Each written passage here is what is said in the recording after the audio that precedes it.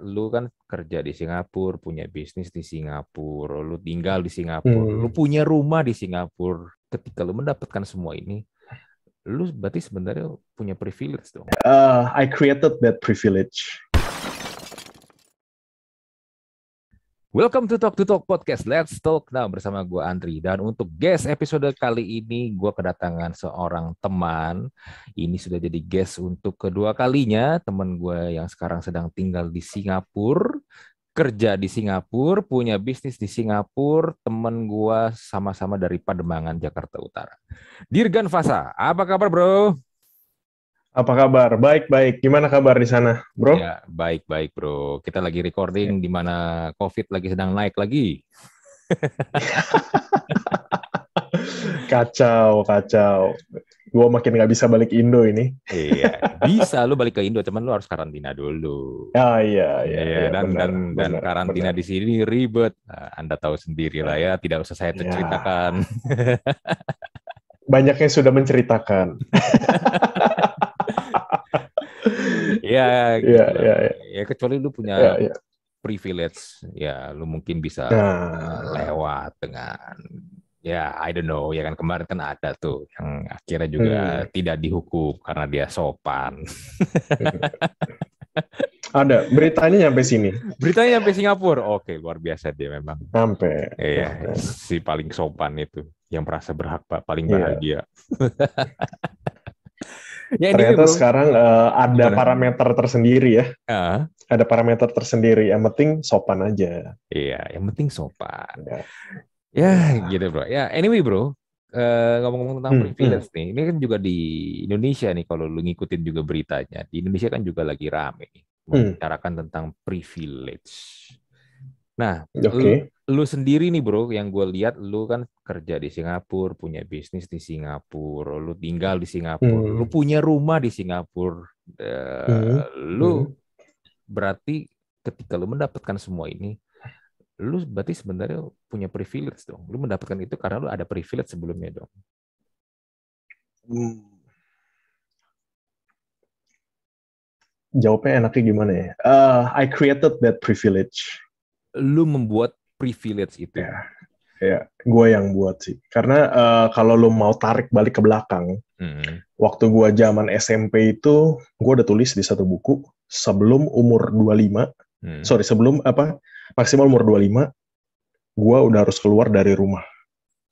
hmm, Jadi gue harus tinggal sendiri. hmm. Mostly gue pengennya gue tinggal di luar. So itu tuh kalau lu pernah dengar kayak apa, The Secret lah kalau kata orang, universe ngatur semua. Iya, iya, At iya. least lu Hmm, tetap hmm, tetap hmm, percaya dan lu tetap upgrade yourself, hmm, ya kan. Dan begitu gue lulus, dapat kerjaan di salah satu perusahaan swasta di Jakarta. hmm. Jadi kalau zamannya dulu tuh ada yang namanya MDP itu kan, Management Development Program lah, kalau untuk lu yang baru lulus, manajemen trainee lah, kalau Oh di iya, bank-bank gitu kan. manajemen training, Nah, benar-benar. jadi kayak lu dikontrak 3 tahun, tapi lu guaranteed setelah lu lulus, lu bakal jadi branch manager di sebuah bank kayak gitu-gitu. Hmm, hmm, hmm, And I don't take that kind of job karena gue udah bilang ke orangnya, gue yakin sih dalam 1 sampai 2 tahun waktu gue mulai karir, hmm, something big will happen. Jadi gue udah ada kayak affirmation ke diri gue sendiri, hmm, dan pada saat gue kerja di tahun pertama itu gue udah mulai nge-apply keluar. hmm, Jadi gue randomly, gue nge-apply, hmm, of course doa juga, ya kan. hmm, Doa, hmm, gue nge-apply aja. hmm, And yeah, finally the day it's come.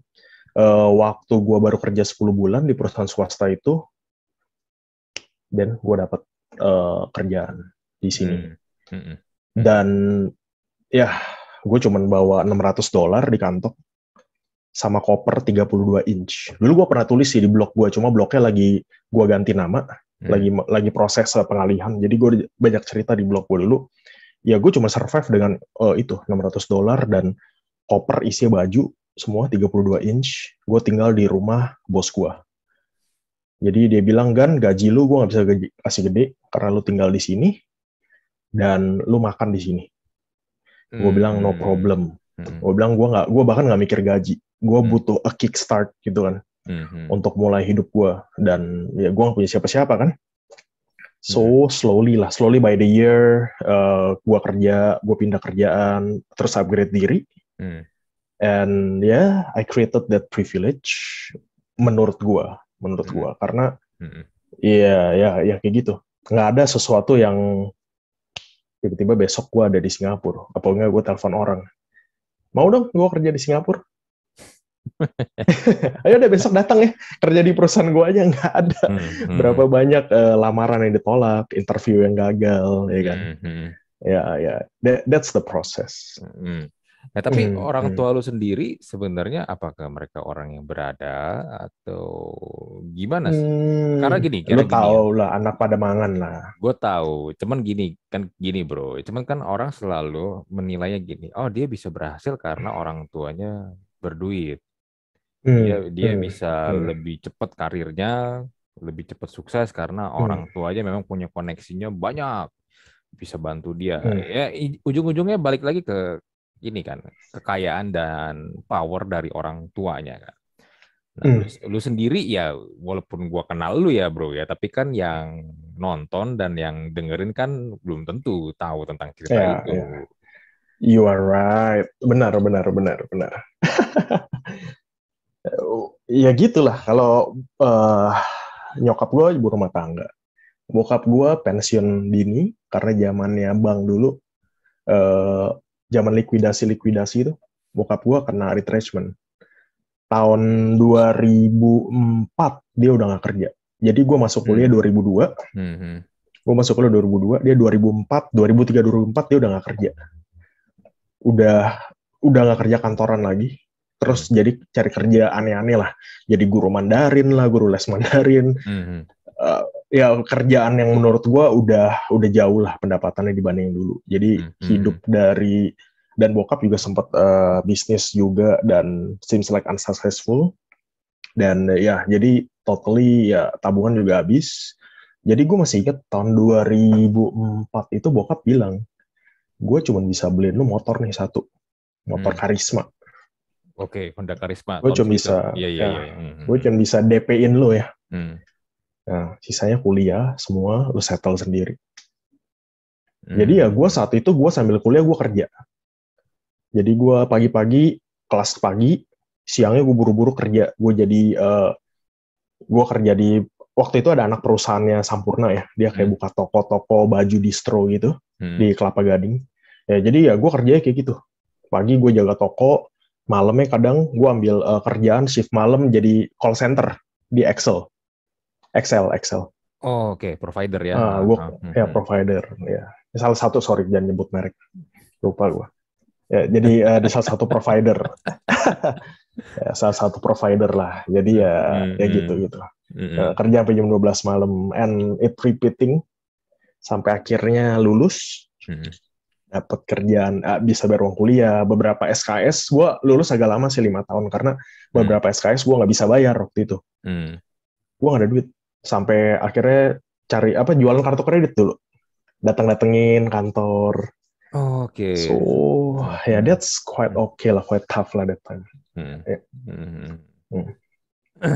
Ya berarti bisa dibilang mungkin keluarga lu dibilang miskin banget juga enggak. Ya sebenarnya ada lah ya kurang lebih mirip sama gue juga, masih ada, tapi juga dibilang kaya banget juga enggak gitu kan. Nah cuma gini kan bro, paradigma dari kata privilege ini sendiri kan sebenarnya orang akhirnya mulai mengejudge-nya adalah orang-orang yang memang balik tadi kayak tadi gue bilang punya duit dan punya power, which is itu didapetin dari orang tuanya kan. Ya boleh dibilang lu lahir udah silver spoon lah, ya kan? Lu lahir semua udah ada gitu loh. Nah, lu sendiri melihat orang-orang yang kayak begini, menurut lu gimana nih? Jawaban kalau gue jawaban pendek gue adalah, gue ada teman deket, dia suka compare. Dia tuh suka compare kayak wah si inilah. Ya gue sih tahu sih karakter dia nggak pernah puas apa yang dia punya sama yang dia punya. Dia selalu compare kayak wah si ini setahun bisa buat gaji segini, si ini wah pendapatannya segini, wah dia orang terkaya di Indonesia sekian, ya kan. Kalau gue bilang untuk menghadapi privilege kayak gini, lu ada yang namanya internal sama eksternal. Kalau lu harus benahin dulu, kalau menurut gue dari internal lu, which is gue nggak suka compare. Maksud gue harus menerima bahwa setiap manusia dilahirkan di dunia ini statusnya beda. Gitu aja sih sebenarnya. Nggak bisa pilih ya? Iya nggak bisa milih, ya kan? Just lu manfaatin aja apa yang lu punya. Ya, misalkan lu terlahirnya kurang mampu, ya kan? Banyak kok cerita-cerita orang yang kurang mampu bisa jadi orang yang punya privilege buat anak-anaknya. Banyak ceritanya kan, cerita orang sukses ibaratnya kan. Jadi menurut gue ya jangan compare gitu loh. Kalau lu compare, lu terus nggak happy, lu terus lihat ke atas, ya kan. Dan iya mereka ada privilege, mereka ada keluarga kaya. So what? Kalau gue biasa gitu, so what? Apakah itu impact ke hidup gue? Enggak juga, ya kan. Kalau kayak teman gue suka ngomongin, wah duitnya si ini segini, orang kaya, bro. Gue bilang, ya so, impact ke hidup lu apa? Nothing. Have you do something untuk jadi kayak gitu? Ya lu cuma ngomong doang kan, maksud gue. Ya, kalau lu ngomongin tentang orang itu, ya coba aja. Kayak lu nih, lu misalnya buka podcast. Lu selalu, lu kalau orang, especially lu lah, yang maksudnya menurut gue lu gampang untuk, lu udah ada ability khusus untuk connect ke orang-orang yang affluent people, ya okay, ya they have privilege. Terus gimana caranya supaya gue bisa belajar atau gue bisa mengambil something yang positif dari orang tersebut. Nah, itu kalau internal ya, lu harus accept dulu nih kenyataannya kayak gitu. Kalau eksternal balik lagi, orang yang punya privilege itu, ya logikanya sih harusnya menurut pendidikan moral Pancasila. PMP coy, PMP. Pelajaran zaman kapan itu? SD lah. Iya, sebelum itu upgrade jadi PPKN. Iya, itu pun juga sistemnya masih cawu loh, catur bulan loh. Iya, catur. Iya, cawu. Dulu kita cawu, mana ada. Sekarang kan anak sekarang kan semester nih, ya kan? Satu tahun dibagi 2 kan, semester 1, semester 2. Kita kan cawu, setahun dibagi 3. Kita bagi rapotnya 3 kali. benar kacau itu. Iya kan, per 4 bulan kita. Iya. So ya balik lagi kayak tadi apa? Ya kalau emang orang punya privilege, PMP-nya nilai 9 dari bokapnya orang tua nurun ke anak, ya harusnya sih privilege-nya sih walaupun mereka punya, mereka pakai di tempat yang benar. Harusnya kan gitu, harus ngasih contoh kan. Ya, cuman ya kebanyakan yang kita lihat yang masuk koran itu bukan yang positif. Yang masuk koran itu yang udah ya PMP-nya ya 3, 2, ya kan. Iya. Cuman kalau yang gue lihat mungkin gini ya, fenomena yang sering muncul adalah gue lihat gini kan, kadang-kadang suka ada ya profesinya kayak motivator, memberikan motivasi or whatever itu sebutannya lah ya. Kadang-kadang mereka suka ngomongnya gini, bro. Gue nih usaha nih bangun bisnis dari nol. Yang mungkin ketika lu tahu sosok itu siapa dan lu bisa melihat keluarganya siapa, backgroundnya gimana, orang jadi akhirnya dalam tanda kutip sebel dan antipati sama dia akhirnya kan. Karena kenapa? Ya lu bisa ngomong kayak begitu gampang karena lu ya itu balik lagi, lu lahir udah silver spoon. Tapi lu ngemengnya, lu seakan-akan lu tuh orang susah. Lu bangun bisnis lu kayak dari nol, seakan-akan tidak ada kontribusi dari orang tua lu sama sekali. Kayak yang kemarin kejadiannya tuh yang ada satu orang lah ya, dia bilang rugi 800 juta, di mana sedih dia ngambek, dia ngurung diri di kamar 2-3 hari abis nggak mau kerja. Ya buat dia mungkin kalau kita lihat keluarganya, ya safety netnya lebar banget bro. Iya kan, 800 juta lu rugi, ya udah, it's not a big problem for her kan. Tapi kalau buat kita maybe ya, misalnya buat gue 800 juta hilang itu, gue nggak akan cuman ngambek 2-3 hari nggak mau kerja, pusing pasti gue, stres 800 juta kalau hilang juga. Kebayang-bayang terus ya, selembar demi selembar hilang. Iya bro, maksud gue gitu loh. Kadang-kadang akhirnya kan privilege ini akhirnya jadi dibenci sama orang-orang yang mungkin merasa tidak punya, yang tadi kayak lu bilang ya kan kita nggak bisa pilih nih kita lahir dari keluarga mana kan, yang dari internalnya kita kan, orang akan jadi sebel dan jadi membenci orang-orang yang mengumbar seakan-akan mereka tuh tidak punya privilege, padahal sebenarnya privilege gimana ya? Menurut gue sebenarnya semua orang tuh pasti punya privilege sih, sekecil apapun ya. Iya. Sebenarnya lebih kayak ke inilah ya, kayak play victim lah ya. Ibaratnya kayak dia mencoba menyamaratakan diri dia dengan orang-orang pada umumnya, padahal sebenarnya dia udah lebih di atas. Iya, nggak masalah sebenarnya, tapi balik lagi track recordnya kan kita kan, ya bro, nggak bisa bohong lah ya, karena kan memang cerita-cerita motivasi seperti itu kan memang dibangun supaya orang kan ini kan kemakan. Ya, this is marketing play sebenarnya kan. Ya, kalau lu bisa kuliah di luar negeri, ya gua nggak akan makan mentah-mentah lu bilang keluarga lu susah. You are right. Iya, bener sih, bener, Cengli. Iya kan? Cengli. Iya. Bisa kuliah di dalam negeri aja itu juga biayanya gede loh. Kecuali lu kuliah di negeri kan. Yes, bener. Oh ada, sekarang ada yang kayak gitu-gitu ya. Kalau itu gue nggak tahu. Yang tadi lu cerita beberapa example, di samping yang 800 juta, nah itu gue nggak tahu. Ternyata ada ya. Oh, di sini mah ceritanya macam-macam bro. Ya ujung-ujungnya sebenarnya balik lagi kayak tadi kan sebelum kita mulai recording kita sempat bahas ya, orang ingin menjadi terkenal biar bikin viral itu kan jadi lebih gampang kan karena ada sosial media.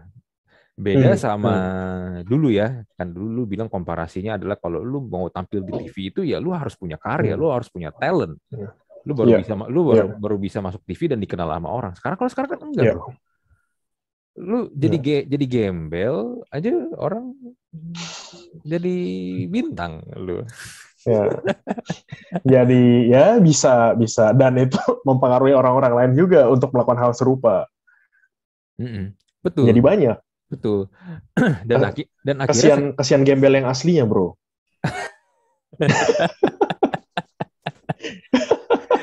Dikiranya dia orang kaya ya. Oh, jangan-jangan setelah ini gue dikasih duit nih sama ini gembel. Iya. Ya tapi you know what, bro? Sekarang shiftingnya tuh udah nggak yang kayak prank-prank gitu lagi. Shiftingnya sekarang ini adalah orang tuh rame-rame pamer kekayaan. Iya. I don't know di Singapura kayak gimana, tapi di Indonesia sekarang kayak gitu trennya. I see. Ya bahkan beberapa artis kita ngomongin artis yang mungkin on air-nya acara-acara mereka yang on air mereka perlu ada di panggung karena COVID nggak ada, off, main ke YouTube, jadi gede channelnya, kurang lebih kan begitu juga. Mobil antik lah, kasih show, ya memang begitu sih. Dan I think karena view-nya gede, banyak, berarti banyak juga yang suka nontonin begituan. Kenapa orang nggak suka tahu menonton kekayaan orang lain, bro? Kan lu nggak ngerasain kan? Ya. Bener. Kenapa orang nonton gitu? Oh, si ini rumahnya gede. Oh, si ini rumahnya punya oh, si ini punya Lamborghini, punya Ferrari. Tapi kan lu tetap aja nggak bisa memiliki itu kan? Iya, kayak dopamin sesaat lah. Halusinasi yang memuaskan. Halusinasi. Ya, they know they cannot get it. Seumur hidupnya mereka tahu. Ya, gue enjoy liatin aja lah. Anggap aja, ya gue bisa merasakan hidupnya mereka kayak gitu. Oh, kayak gini hidupnya orang kaya. Balik lagi kayak yang gue bilang ke teman gue kan. Lu banyak ngitungin kekayaan orang, lu ada do something nggak untuk ke arah sana? Maksud gue gitu. Ya. Yes, iya bener sih. Kebanyakan orang akhirnya cuma stop di situ doang. Iya, stop dan oke. That's it. Ya. Iya. Harusnya dia kerja lebih untuk bikin privilege sendiri. Menurut gue sih gitu. Jadi kalau dari lu nih, privilege itu bisa di-create ya, bisa dibikin ya, bisa dibuat ya sama kita sendiri. Walaupun mungkin kita sebelumnya tidak mempunyai privilege yang sebesar sekarang yang lu punya lah. Ya, ya, ya bisa. Mindset lu aja, internal kan. Gue bilang balik ke internal. Hmm. Kalau lu ngelihatnya lu bisa nerimo, oke, level gue sekarang di sini. Gue mau dapat privilege yang lebih besar. Gue harus ngapain? Udah selesai. Kan rumusnya itu doang. Sisanya di tengah-tengah usaha. Sama hoki lah. Sama networking. Udah 3 doang kok. Usaha, iya. Semua orang pasti berusaha, bro. Ya, Iya. bukan untuk maksud merendahkan, tapi kayak misalnya kuli bangunan pun mereka juga usaha, bro. Mereka kerja keras juga, bro. Yes. Tapi kadang Yes. mereka tidak bisa mencapai titik di mana mereka bisa level up. Iya. Berarti faktor kedua tadi yang lu bilang, luck itu ada, nyata. Nyata. Kalau menurut gue luck itu intangible, nggak kelihatan. Tapi kalau orang yang ngerasain ya, orang yang level up itu, lu tanya gue ya, gue bilang itu nyata karena gue ngalamin dan it brings me to the next level. Luck. Your preparation is right. Skill lu udah cukup, talent lu ready, diri lu maksudnya udah kapasitas diri lu udah cukup, ya kan, lu smart, dan when the moment comes, lu udah ready, ya kan, ya luck lu dapet chance itu, and you go ahead. Kadang-kadang kan momennya dateng, lu nya nggak ready, ya lu nggak hoki dong, ya kan. So this is about timing ya? Ya, more or less timing. Iya sih, bener sih. Kadang gini ya, orang pengen sesuatu tapi mereka tidak mau memperkaya dirinya, tidak mau mengupgrade skillnya juga. Dan even contohnya knowledge lah, atau mungkin mindset kayak tadi lu bilang juga ya, atau network. Menurut gue tuh network itu privilege sih. Orang kan juga sering ngomong juga kan, ini karena orang dalam nih, the power of orang dalam kan. Yes. Jujur gue nggak setuju sih dengan statement begitu. Ya mungkin ada orang dalam yang memang nyebelin ya karena mungkin dia anak yang pemilik perusahaannya, dia dapat posisi begitu. Ya udahlah, balik lagi tadi kan, itu nggak bisa lu pilih kan. Ya, Yes. tapi ya gue setuju sama lu. Network itu bisa lu create, dan dari network itu lu bisa mendapatkan privilege karena lu kenal sama ini. Yes. Lu percaya gak? Gue sampai sekarang, gue boleh bilang gue dekat sama Denada. I don't even ask anything from her. Kayak ibaratnya kayak apa? Kenalin sama si ini, ngerti ya maksudnya? Kan dia banyak kenalan, banyak tuh teman-teman ya kan, artis-artis. Gue nggak pernah sepatah kata gue ngomong. Ada sama beberapa VIP customer gue juga. Jadi salah satu istri cucunya orang terkaya Indonesia. Jadi itu VIP customer gue. Anytime dia call gue, Gan, gue butuh video. Gan, gue butuh foto. Gue harus ready tuh, standby. Apapun itu, gue ada jadwal apa, gue geser kalau bisa buat dia. Nggak pernah nawar harga, Dri. Lu datang, dia maunya lu available, lu ready, lu kerja. Selesai, filming, beres. Nah, itu juga sampai sekarang gue nggak pernah kayak, gue selalu percaya sama yang namanya sincerity. Jadi, if the time is right, even gue nggak minta apa gue nggak nanya, dia pasti kenalin gue ke yang koneksi-koneksi yang gue butuh. Gitu. Jadi gue just do my job, gue serve dia benar-benar bagus, profesional, termasuk ya gue dikenalin juga ke anaknya dia, ya kan, banyak deh ke supirnya. Jadi pelan-pelan circle gue ke lingkungan dia itu udah mulai kebuka.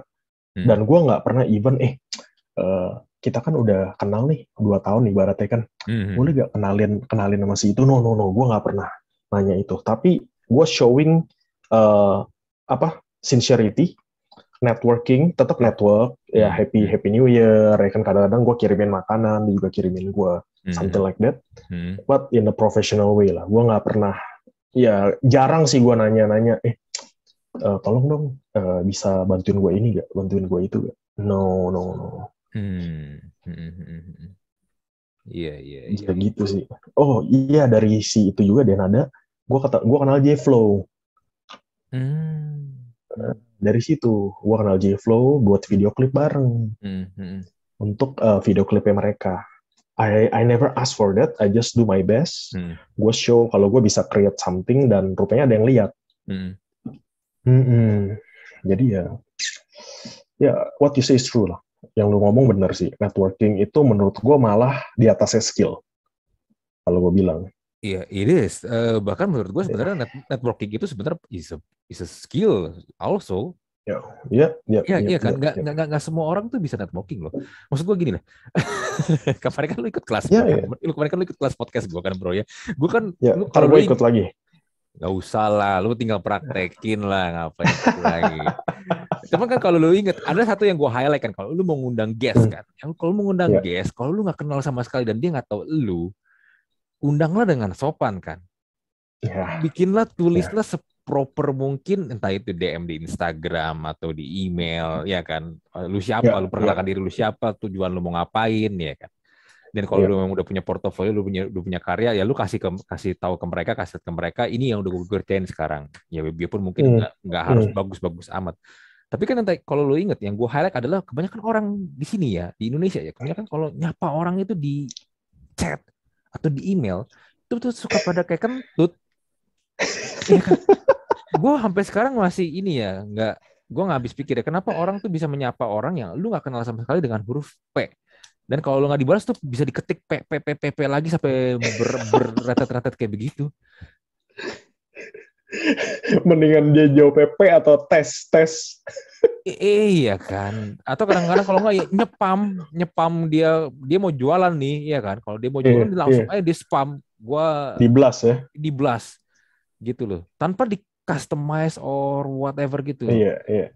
Ya gue pun gini. Gue pun kalau misalnya gue message orang, gue mau ngundang orang, gue juga punya template gue, ya kan. Tapi gue berusaha untuk mengcustomize sesuai dengan orang ini gitu loh. Karena orang kan beda-beda kan.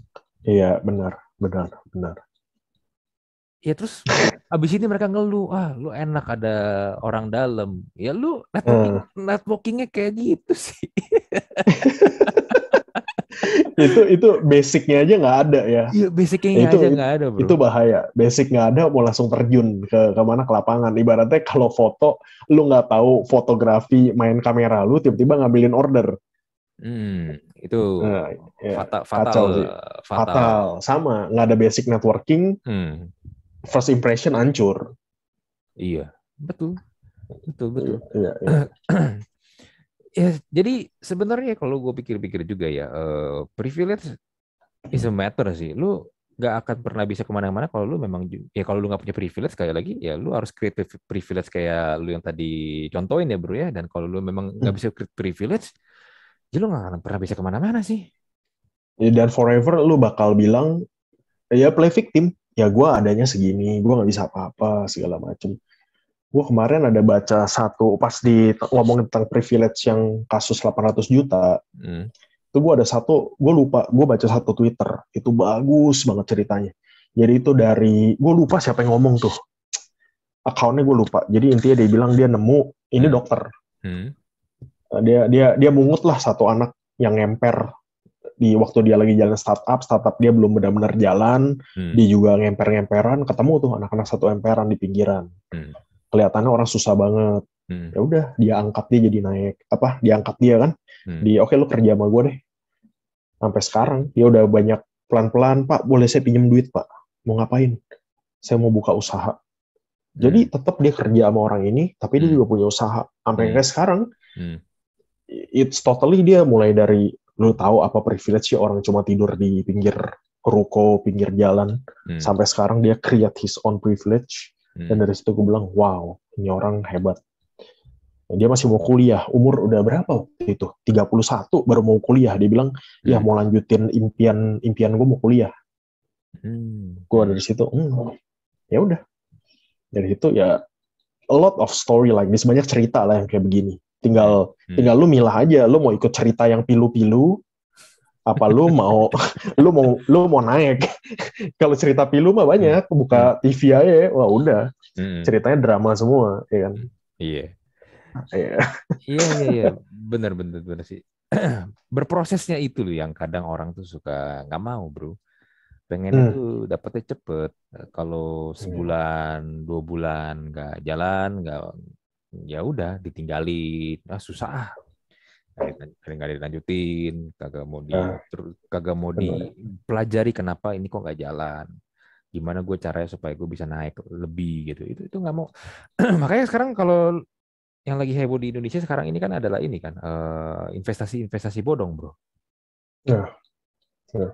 which is money game, Gue nonton podcast lo yang itu, gue iya, komen, makanya gue nonton sampai habis, bagus tuh bagus. iya, which is di yang nyebur di Ponzi scam kan. Oh, ya udah, Hmm, ya udah sekarang kayak kayak gitu. Pengen kayak cepet, hmm, hmm. pengen kayak instan, dan ya itu dipamerin.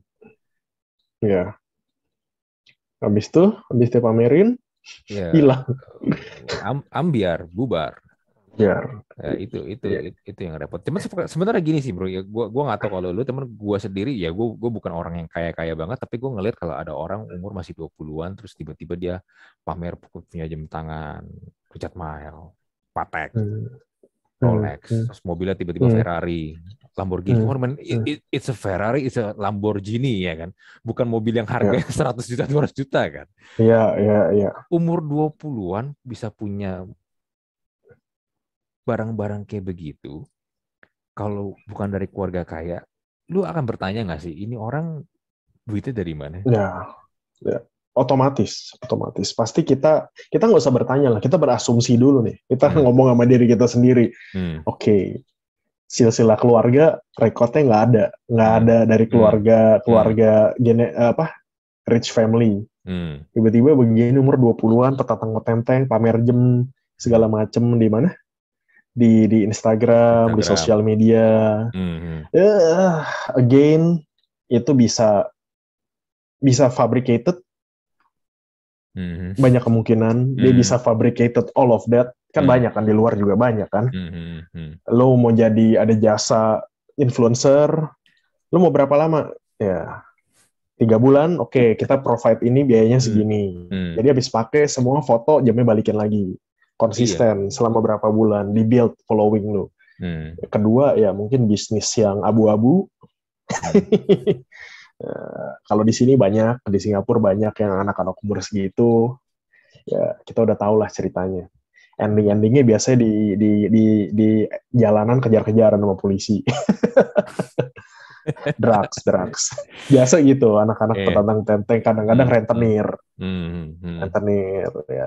Ya kalau di sini ya, kalau di sini. Nah, hmm, kalau hmm. di Indo ya lebih luas lagi variabelnya. Kenapa dia bisa memiliki semua itu? Di Singapura itu influencer atau selebgram gitu ada nggak sih?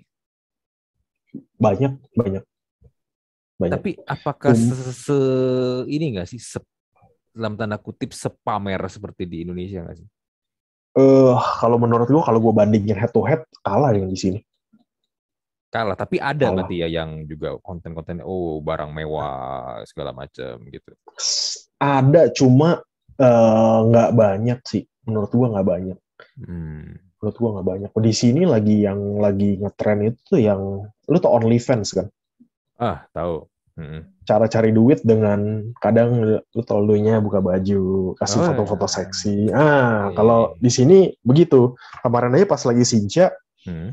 mau Chinese New Year, itu tuh pasukan pasukan orang-orang di platform itu pada bilang, lu mau ngedate sama gue, $25, gue temenin. Jadi gue datang ke rumah lu, gue bawain makanan.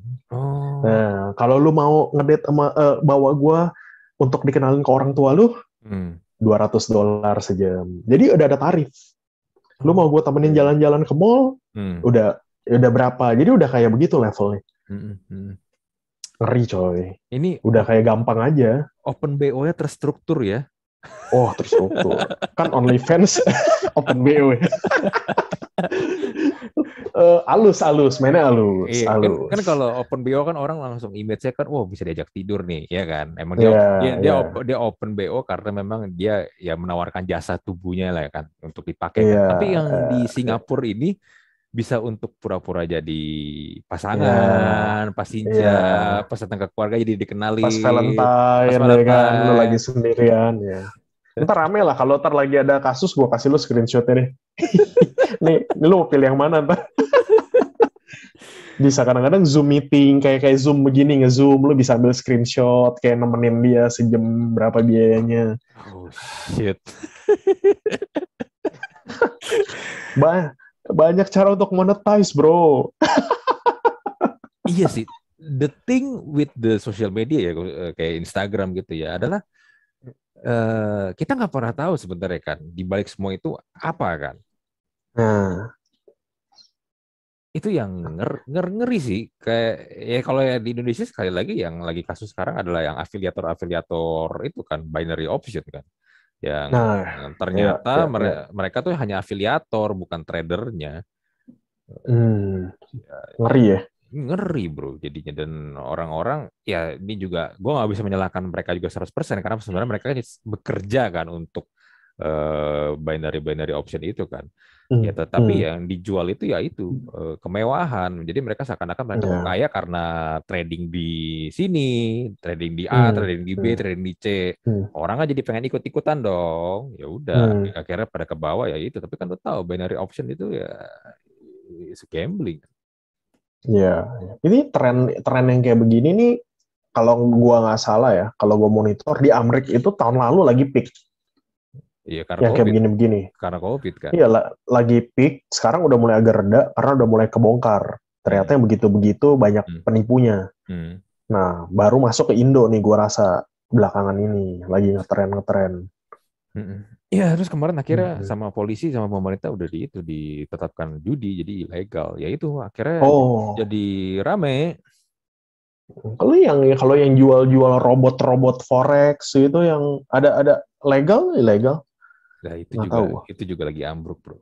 Itu juga Lagi ambruk. lagi kasus sekarang. Wah, Iya, udah sampai ke pemerintah, bapeti polisi juga segala macam. itu kasusnya gimana? Hmm? Kasusnya gimana, kan robotnya kan menghasilkan Ya profit. gampangnya is just a money game. Just money game, benar ya. Itu di bungkusannya aja itu forex. Soalnya, gua nggak tahu ya, lu kenal ada satu anak mantan anak Santo Yosep, Hmm, angkatan gua.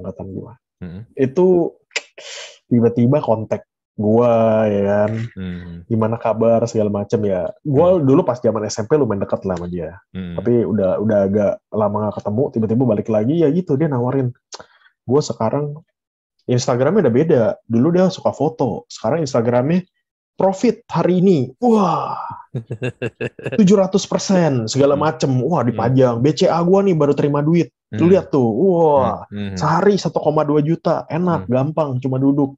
hmm. Ya, terus ya intinya, Gano mau ikut gak? Gitu. Join sama gua nih paketnya nih. Tak, tak, tak, tak. Gua sih, kalau lihat angkanya sih sebenarnya sih, ibaratnya ya kalau gua mau jebret, gue bisa aja. Hmm, Cuma kalau gue lihat kayaknya too good to be true lah. Kita hmm, tahu lah namanya hmm, cari uang susahnya kayak apa kan. hmm, hmm, Ya dia bilang, lu invest segini guaranteed. Kalau orang udah berani ngomong guaranteed, hmm, itu red flag number one buat gue. Hah? hmm, Guaranteed? hmm, hmm, Nggak ada. Bang Aya nggak berani ngomong guaranteed. Bang ya. hmm, Nah, dia ngomong oke. Terus, hmm, wah hmm, gila. Lipatannya enak. hmm. Eh, tiga bulan balik modal. Makin ngeri lagi gue. Jadi dia kerjanya dia rekrut-rekrut orang, jualin software robot. Jadi sebenarnya produknya software robot, tapi bisnis modelnya ya balik lagi ke money game. Iya, itu hanya packagingnya doang. So, Packagingnya doang, bener, iya, bener, ini bener. juga lagi diproses sama pemerintah ya nih. Oh, I see. Iya, jadi ya inilah ya. Ini sebenarnya fenomena ini kan bukan yang pertama kali kan. Sebenarnya sebelum-sebelumnya kan juga udah ada ya. Tapi kan Iya, memang, iya. memang balik lagi bungkusannya doang, packagingnya doang Hmm, berbeda. Tapi hmm. gua akan selalu skeptis satu kalau ada orang yang udah lama nggak kontak, out of nowhere tiba-tiba kontak gua lagi dan mau menawarkan bisnis. Biasanya tuh ujung-ujungnya pasti tidak enak. Iya kan? Ujung Iya. ujung-ujungnya nggak enak. Dan yang kedua, kalau bisnis yang ditawarkan itu sudah harus ngajakin orang lain, ada kaki-kaki, Uh, ya bikin uh, piramida. itu Nah, sudah bisa dipastikan itu pasti adalah money game atau Ponzi scam, hmm, ya kan? hmm, Karena hmm, nih gue kalau lu ada akun Instagram namanya Simonso, itu itu sebenarnya basically itu isinya meme, itu teman gue bikin akun hmm. meme, tapi dia Ah, fokusnya untuk ke arloji, terutama dia banyak oke. ngebasted sama ngerosting orang-orang yang pakai arloji mahal tapi palsu. Oh, Oh, oke. ya, namanya si Monso. Nah, Hmm, dia bilang gini sama gue, dan gue setuju banget sama kata-kata dia. Kalau lu hmm, itu lu punya strategi, lu punya secret plan atau lu punya angsa emas, lu nggak akan pernah mau membagikan itu ke orang banyak. Lu pasti akan keep sendiri, lu pakai buat diri lu ya, sendiri, ya kan? ya, Karena itu ya, rahasia lu, itu secret receipt lu. Kalau lu udah mulai ya, membagi-bagikan ke orang lain dan harus ngajak orang lain, ya udahlah itu sudah dipastikan itu bukan bisnis yang legit. ya, ya, ya. Atau bukan juga bisnis yang menjanjikan lagi untuk ke masa depan. Iya, Karena iya. lu udah bagi-bagian, lu mungkin udah ngeliat tren nih ya kan. Hmm, Oke, ini udah mau habis nih siklus ini. hmm. Udah, gue cari duit dulu, ngajarin orang aja, biar rame, udah biar saturated, red oceannya udah semua masuk sini. Iya, kayak gitu. Iya Iya, kan, iya, iya. logikanya gitu, gitu, gitu kan bro. Hmm, Ya lu hmm, gue nggak akan pernah membagikan itu ke orang lain dong. hmm, hmm, Iya hmm. kan. Benar, benar. Kayak kalau kalau gue nyimpang dikit, kalau ibaratnya kita ngomongin foto nih, kan Hmm, banyak sekarang master-master ya, kita ngomongin master, hmm. bagi-bagi ilmu, ngajarin orang banyak, apa, sharing BTS, lu ngerti ya maksudnya? BTS, Sharing-sharing BTS, BTS. behind the scenes, lightingnya gimana, shootingnya gimana. Oh, behind the Gila, scene. zaman zaman master-master zaman dulu mah, fotografi mah nggak jujur aja ya, sorry to Hmm, say ya, nggak ada hmm, sharing kali itu resipi, berarti kan itu resep restoran loh, ya kan? hmm, Sekarang bagiin semua. Dari situ gue udah lihat, oh orang ini menurut gue dia punya apa bisnis model udah ganti. Kalau dulu direct to the client, hmm, ya kan, commission job. hmm, Kalau udah kayak gini, udah dia mau jadi education program. Dia mau ngedukasi, dapat duitnya dari edukasi, dari hmm, pendidikan. Kalau dia ngajarin terlalu banyak, ibaratnya lu ngeduplikat diri lu, competition makin susah dong, bener gak? hmm, Kan hmm, makin banyak yang bisa buat foto kayak gitu gampang. hmm, Lu ajarin terus aja. 1.000 orang, ya lu compete di region lu sendiri udah 1.000. Dari situ gue baru lihat, oh ternyata setelah gue selidikin backgroundnya, gue cek ngobrol sama yang orang di industri, hmm, orang itu mah udah nggak gitu laku. Makanya dia hmm, bongkar semua, dia udah nggak bisa compete. Jadi dia hmm, ngancurin market, sekalian aja gue hancurin. hmm, hmm, Sekalian banyak amatir-amatir dateng, ya gitu maksudnya. hmm, Jadi ada something lah di behind behind that one, kayak yang lu bilang. hmm, hmm. Bener, bener, bener, Hmm, bener. Kalau hmm, orang itu melakukan suatu pekerjaan atau suatu bisnisnya, tapi dia malah lebih sering ngajar dibandingkan melakukan praktisinya dia ya, ngerjain ya, ngerjain kerjaan ya, dia, itu juga bisa ya, jadi tanda tanya sih sebenarnya sih. ya, serius beneran, Iya kan? ya kan, ya, ya, ya gitu. Pasti nggak pasti kedoknya. Oh, gue udah dapat banyak dari foto dari industri ini. Gue hanya mau berbagi. Ya berbagi sih sekali-sekali. Iya, betul. Tapi kalau lu buat monthly subscription itu udah bukan berbagi, itu Ya mah bisa jadi itu udah jadi main bisnis lu jadinya. iya. Karena dia emang pasti mau pindah. Lebih gini loh, lebih gampang dapetin duit dari hobiis sama amatir. Marketnya lebih gede. Hmm, Mereka mau spend karena kan part timer. Mereka punya punya apa fixed job. hmm, Mereka hmm, udah punya kerjaan tetap. hmm, Buat mereka spending duit segitu ya nggak apa-apa dari gaji gue ini. Toh gue cuma hobiis. Daripada dapetin duit dari klien, dari brand. Lu harus mati-matian saingan sama fotografer lain. hmm, Jadi udah geser bisnis modelnya. hmm. Ya, kalau ada orang mau sharing, lu nggak tahu deh, gue nggak tahu apakah orang-orang terkaya Indo pernah buat seminar gitu. Cara menjadi kaya seperti saya. Ini caranya. Nggak ada ya. I don't know. Kayaknya nggak pernah deh. Lu Ya pernah paling ya seminar. Nggak ada loh. paling pun Lihat top 5 ya. paling pun juga berbagi cerita, ya kan? Cerita. Gue nggak pernah lihat. Let's see siapa. Iya. Gue pernah dengar kayak almarhum Ciputra cerita. Ya cerita pun juga cerita pengalaman dia, ya kan? Iya. lebih ke motivasi sih kalau gue bilang, inspirasi buat lu ya kan. Dia nggak bakal bilang caranya jadi kaya lu beli properti harga segini, cara ngelihat tanahnya gimana. Nggak, gue rasa nggak juga. Iya, sometimes gini, sometimes mungkin kalau ada orang sukses atau orang yang emang hebat dia berbagi gitu ya, belum tentu itu applicable juga di lu sih. Ya, benar. Karena akan banyak banget variabel-variabel yang mendukung kenapa orang itu bisa berhasil dengan strateginya dia, dengan caranya dia. Iya kan?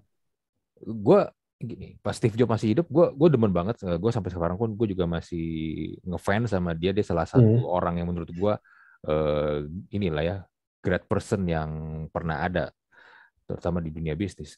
gue sering nonton dia, gue sering baca, gue buku biografinya pun gue baca berapa kali. Tapi menurut gue itu karena dia bisa berhasil ya karena dia Steve Jobs. Lu nggak bisa mengimplementasikan mentah-mentah apa yang dia pikiran dia, apa strategi dia, cara dia bikin create value buat Apple itu ke semua produk, nggak bisa. Dan juga orang-orang di sekitar dia yang jadi support system dia itu juga yang mendukung yang dia bikin bisa sampai sebagus itu sekarang, ya kan? Kalau itu diimplementasikan ke orang lain, belum tentu, bro. Gue berasa nggak akan jalan. Belum tentu hasilnya juga sama, walaupun sharingnya ilmunya sama gitu ya. Lo lakukan nama dia, Cheng-Li, benar. Nggak akan bisa menurut gue. Sekarang kita lihat deh brand di dunia sekarang yang bisa create value seperti Apple itu berapa banyak sih? Iya kan? Sebuah brand, sebuah produk ketika di launching orang rela buat antri sehari sebelumnya nginep di depan Apple Store untuk mendapatkan iPhone paling pertama kan, iPhone 2 kan. Nggak semua brand bisa melakukan itu kan. Yes. Dan sebenarnya yang ngantri itu tahu kalau brand kompetitor mungkin lebih canggih semuanya. Kameranya lebih bagus. Kan? Mereka they accept that. Nggak apa-apa, nggak masalah. Tapi ini Apple. This is Apple. Udah finish. Kalau customer lu bisa mikir sampai kayak gitu, fanbase-nya udah gila, community-nya, udah. Ya. Itu mirip kayak gue pernah baca bukunya si Simon Sinek. Dia yang tulis tentang infinite game. Jadi kebanyakan bisnis bedanya Apple sama kompetitor itu just play the game finite game. Apple mereka playing infinite game. Jadi kayak sportsman tujuannya apa? Gue mau menangin Ballon d'Or 8 biji. Nah, dia mainnya finite. Tapi kalau ngomong ke pemain yang mikirnya gue nggak mikir apa berapa. Gue mikirnya keep winning. Dia nggak batas sama kayak satu brand ya. Itu dia bedah sih di bukunya. Kenapa yang ini bisa sukses dari atas ya, dari zaman Steve Jobs udah ditanam. Kenapa kompetitornya bisa nggak dapet branding value yang sama. Nah, itu dari situ sih bukunya bagus. Iya, betul. Gue setuju, dan ini benar, itu yang bikin brand lain mau coba meniru pun nggak akan pernah bisa dapetin value-nya itu. Yes. Jadi privilege ya balik lagi bisa di-create ya, nggak harus lu menyerah dan bersedih. Lu komplain sama hidup lu nggak mendapatkan privilege seperti yang orang lain punya. Gue ada temen dari banyak sih follower gue yang di Instagram itu dari baca blog gue dulu, mau kerja di Singapura. Gue bilang gue cerita semua di situ. Gue buat video YouTube buat lu. Jadi video itu wah yang nonton lumayan lah, udah banyak. Gue bilang itu langkah-langkahnya yang praktekin sama. Mereka ikutin, tapi ada yang dapet, ada yang enggak. Ada yang sampai ke Singapura, thank you sama gue, sampai bilang, Kak ayo meet up, aku akhirnya di sini. Wah banyak lah, ada lebih dari 10 orang lah yang udah DM gue. Ya kan, tahun ini mungkin ada lebih banyak lagi. Mereka bilang, wah gara-gara satu video YouTube gue terinspirasi Gue ikutin semua langkah-langkahnya dan gue dapet segala macem. Tapi ada juga yang nggak tahu diri. Terakhir itu yang kemarin gue kaget, datang, Kak, gimana sih caranya mau kerja di Singapura cepet? Hah? Gue bilang semuanya butuh proses. Tapi gue punya cepet. Udah orang kayak gitu gue udah gak mau ajak ngomong. Gue udah kayak Mau kerja di ya Singapura cepet, udah. mau kerja di Singapura cepet bisa. Lo open BO di Singapura. Gue bilang ya udah kalau lo mau cepet, gue jawabnya Hmm. masih baik-baik. Hmm. Lo coba ambil jalur ini aja, Hmm. jadi apa kerja di galangan kapal. Kan ada tuh Oh. temen gue tuh lumayan, jadi Hmm. gajinya Hmm. gaji Singapura, dia Hmm. kerjaannya mangkal di perkapalan lah. Hmm. Gak mau, itu harus sekolah lagi. Waduh, susah. Gue kasih lo saran satu, lo nge-reject dulu. Gak mau, itu harus sekolah lagi. Hmm. Ya coba apa kek, gue bilang gak mau. Ilegal kata dia. Wah susah, gue bilang ya udahlah. Ada lagi yang lucu. Pokoknya gue ke Singapura ya. Hmm. Gue visa turis aja katanya. Tapi gue tinggal dulu di rumah lu. Gue apa? Hah? Ya gue tinggal dulu di rumah lu sampai gue dapat kerja. Hmm. Nanti baru gue keluar deh. Gue bilang, gue ada keluarga. Hmm. Wah, udah kadang-kadang orang take it to granted to the next level tuh. Kayak ibaratnya gue ngutang mereka something lu tuh gak? Hmm. Mereka entitled tuh. Gue bilang, lu jangan mau disuapin mulu. Gue bilang, gue udah siapin semuanya di Hmm. YouTube sama di blog Hmm. dulu. Lu Hmm. tinggal ikutin aja. Kalau lu kerjain, lu sabar bener prosesnya bro. Hmm. Prosesnya itu yang mereka nggak mau lewatin. Hmm. Aku udah nge-apply, udah 3 bulan kok di-reject. Gila lu, dulu gue nge-apply tuh setahun lebih. Ada applyan gue ada kali bangsa sekitar 400-500 job. Hmm. Itu di-reject, interview berapa kali, akhirnya gagal. Ya kan? Nah, lu baru 2 bulan udah kayak susah ya. Gue bilang ya ada proses lah. Berproses dan juga tadi kan lu sempat mention tentang ini ya disuapin ya. Gue ngeliat tuh Iya. kebanyakan dari kita tuh pengennya emang disuapin bro. Kalau misalnya dikasih Hmm. sesuatu penjelasannya tuh harus runut.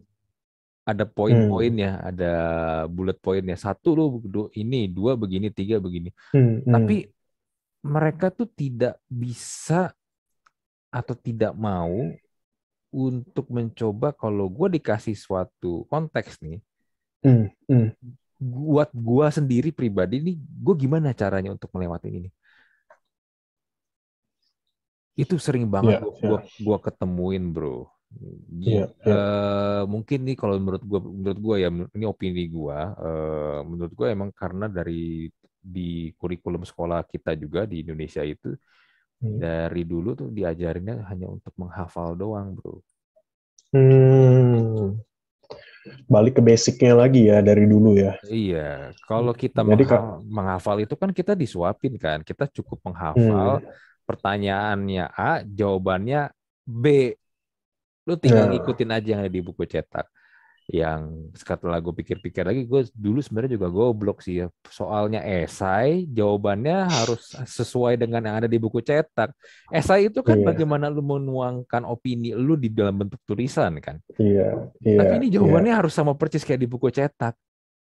Dan kalau beda dikit, lu improve dikit, salah, Iya, dicoret. dicoret. Ya mungkin Iya, ini kali ya yang membuat juga akhirnya orang-orang ini ketika lulus kuliah atau lulus SMA pun jadi nggak siap kerja, bro. iya, Gue sering banget ketemu ya orang-orang yang, aduh, maksud gue, lu nggak harus diajarin, lu pakai logika dasar aja sebenarnya itu bisa. iya, iya, Ya kan? iya, Kayak iya. tadi, kayak tadi ini juga Hmm, kasus lu kan.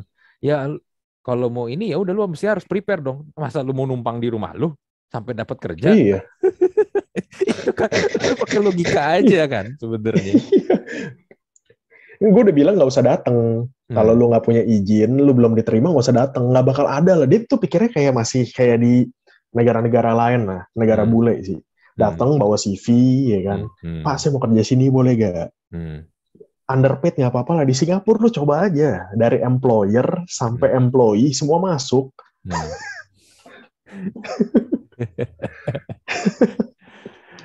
Ya, terus Ya, dia akhirnya ujung-ujungnya sesuai dengan topik big topik kita ya ujung-ujungnya akhirnya nyalain orang-orang yang punya privilege padahal mereka sendiri tidak gimana? mau untuk create privilege for ini ya for their own self kan.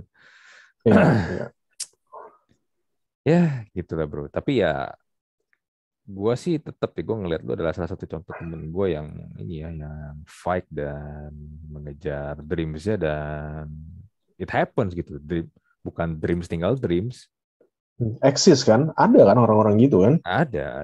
Dan ya Iya. gue kenal lu juga, gue juga tahu bokap nyokap lu ya kan. Dan ya kayak misalnya ade lu pulang, si Dipo balik pun pas kalau dari Amrik kan ke sini, Hmm, hmm, bokap lu pun masih nganterin dia terjemput pakai motor kan tuh, yang motor hmm, motor bebek ya kan. hmm. Motor itu motor gua lah, karisma itu lah. Iya. For information ya, yang buat dengerin hari episode ini ya, adanya Dirgan itu namanya Dipo Alam. Dulu tuh dia pernah sempat main di Liga 2-nya MLS di Amerika. Sempat juga ke Ajax bro ya, Ajax Academy Hmm, juga, tapi nggak jadi hmm, waktu hmm, itu. hmm. Sempat juga main di timnas pas lagi, ya sempat main timnas, sempat main ya, timnas Indonesia sempat main. LA Galaxy juga pernah. Iya, Ya, ya, iya. ya, ya. Cuman ya gitu, Sebentar sih di iya, sana. iya. Cuman lu bayangin, pemain dia itu pemain bola profesional di luar, pas pulang ke Indonesia, ke Pademangan, dia terjebak sama bokapnya pakai Honda Karisma. Ya tapi mereka ini, Dirgan dan Dipo ini, tapi ya mereka fight buat itu level up. Ya kayak lo bilang lah, hidup Hmm, cuma sekali. Hidup hmm, flash cepet kan. hmm, Hari ini, besok tiba-tiba lu udah nggak ada. hmm. Dan lu udah melakukan semuanya belum? Iya. Iya. Ya gitulah ya. Ya tapi anyway bro, gue tetap sih, gue seneng ngobrol sama lu sih. Cerita lu Sama-sama. menurut gue tuh harusnya bisa menginspirasi banyak orang, terutama anak-anak muda ya, yang pengen cepet kaya itu harusnya sadar kalau cepet kaya itu tidak semudah itu. Iya. Bahkan lo mau merit sama cewek kaya aja nggak semudah itu. Iya, Walaupun disuka sama lu, lewatin iya, bapaknya dulu, ya iya. kan? Liatin bapaknya dulu. Anda siapa? Background check dulu ya. Anda Iya, siapa? iya, betul, betul. Anda kemampuannya apa? Mau diwarisin usaha mampu nggak? Apa malah bangkrut? Iya. Oke lah bro, gua close Oke, ya oke. untuk Ya, thank episode you. kali ini. Thank you bro buat ngobrol-ngobrol ya. Gua Sama-sama. gua Andri dan Dirgan. Mohon pamit. Kita jumpa lagi di Talk to Ciao. Talk Podcast episode berikutnya. Bye.